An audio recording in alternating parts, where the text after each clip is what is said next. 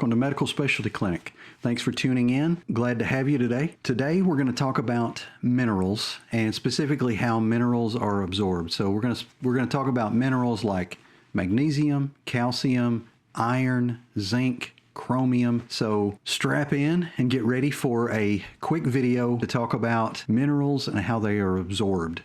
First off, I need to give a little background. So I get a lot of questions about what is the best supplement to take, what's the best form to take, because there's all these different kinds of supplements, and specifically minerals like we're talking about today. There are just so many different forms available.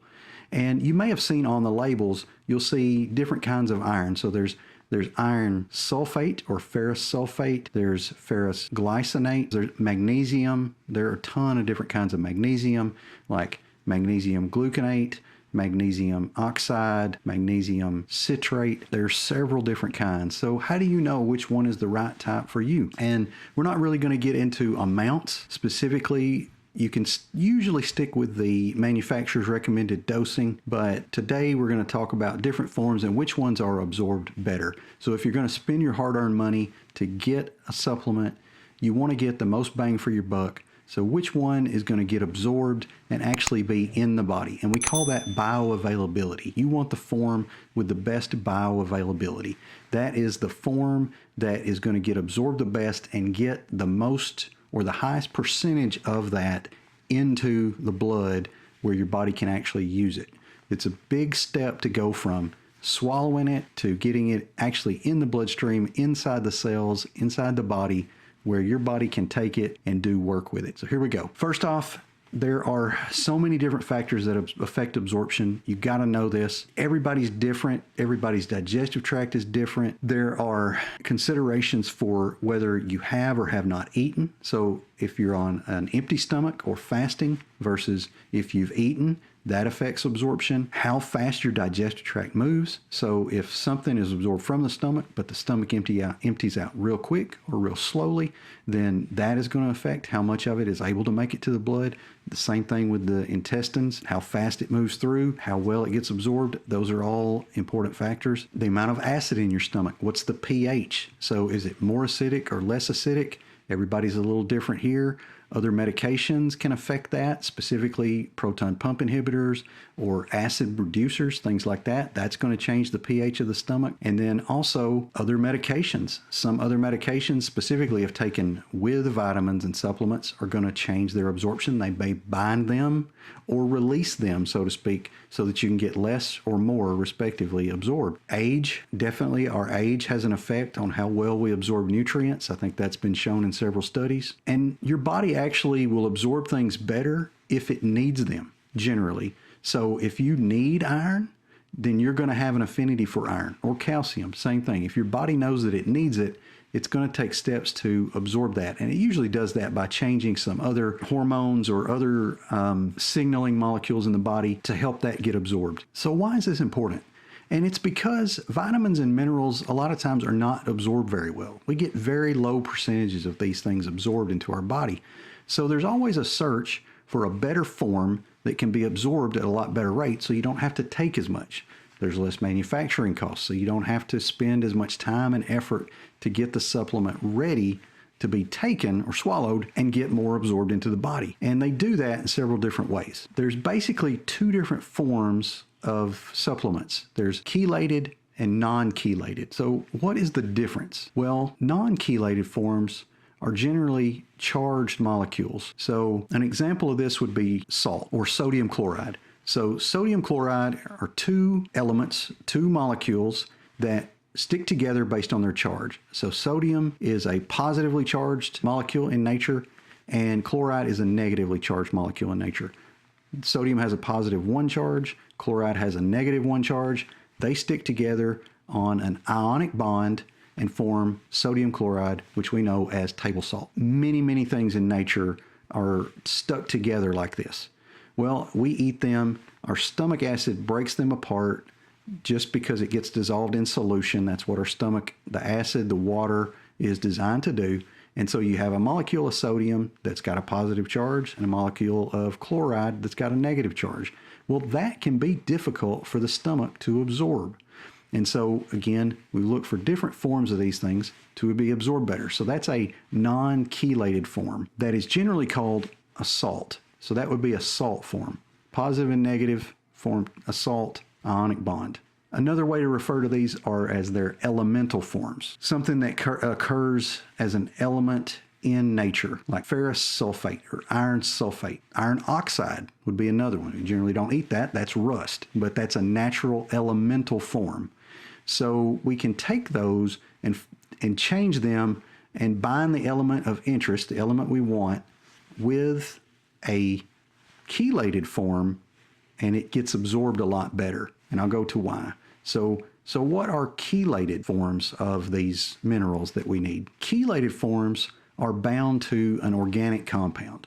So we mentioned several compounds a little bit earlier, but organic compounds are compounds that contain a carbon and hydrogen covalent bond together, and then something else is bound to that.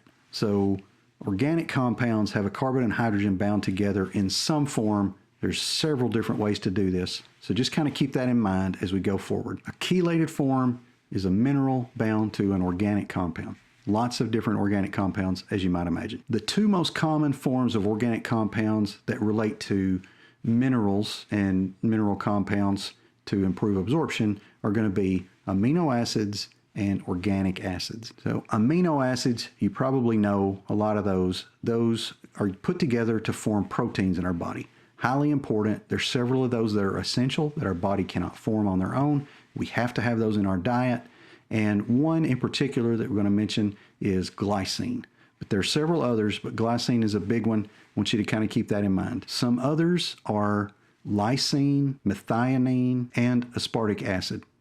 All right. Some organic acids are acetic acid, citric acid, and picolinic acid. Those are just a few. There's several others, but that's some amino acids and organic acids that can be bound with minerals to help improve absorption.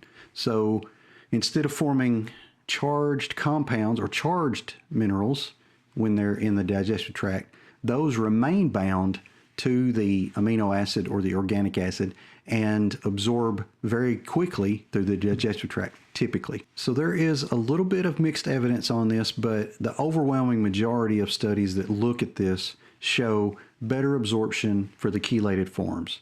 And two, they just have less side effects. So the ones that I recommend typically are going to be the chelated forms. They just don't give as much trouble. You get more into your body. There's less to take, less problems. So the big one is iron, or ferrous sulfate, iron sulfate. That's the classic elemental mineral that people take to get their iron levels up. So if you have iron deficiency anemia, you would take an iron replacement, and iron sulfate or ferrous sulfate is going to be the one that gets prescribed, by far and away the most common. There's nothing wrong with that, but I have a lot of patients that have severe constipation from it, a lot of stomach cramps, things like that, a lot of GI upset. Taking vitamin C with it can help because that's an acid, things like that. So there's a lot of little nuances to ferrous sulfate that don't necessarily apply to the ferrous bisglycinate or ferrous glycinate. That's iron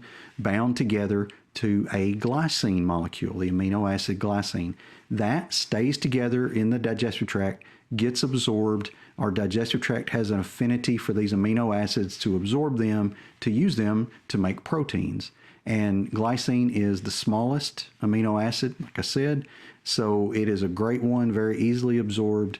Good combination with iron, gets absorbed quickly, less GI side effects, more bang for your buck.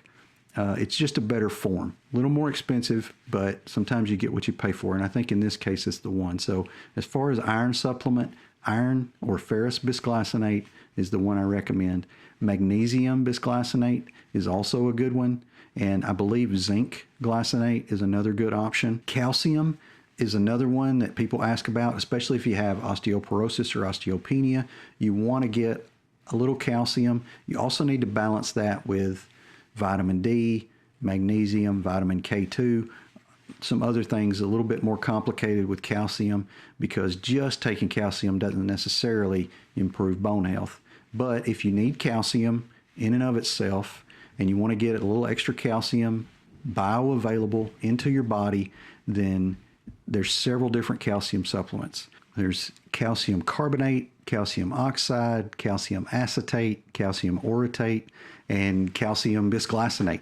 So a lot of different forms of calcium, and some absorb a lot better for you or in certain cases than others. But typically the chelated calcium is going to be better absorbed. There's different reasons to or not to take these. Please discuss any supplement with your doctor or nutritionist before you start taking it. So just to recap, there's several different things that affect absorption of minerals, not just their form. Acid in the stomach, age, how fast the digestive tract moves, how much your body actually needs that mineral, what other things are consumed at the same time. So are you fasting or have you just eaten?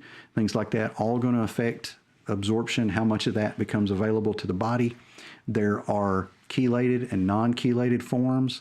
I won't go into that detail again, but generally you want a chelated form. It's going to be better absorbed and a lot of times less side effects. I'll post some links in the description to studies that have shown that, or at least references that have shown that. There is a little bit of mixed evidence, but I think in general it consistently shows that these chelated forms are much better absorbed and provide better levels and less side effects. So sometimes I get asked on the amounts and doses. Generally, you're going to go with manufacturer's recommended doses. They can vary depending on the person, but again, discuss with your doctor to get the specifics on that. That's about all I have in this one. So I hope this helped. I hope you enjoyed the video. Don't forget to like and subscribe. It really helps the channel. And thanks for tuning in. Hope to see you in the next one.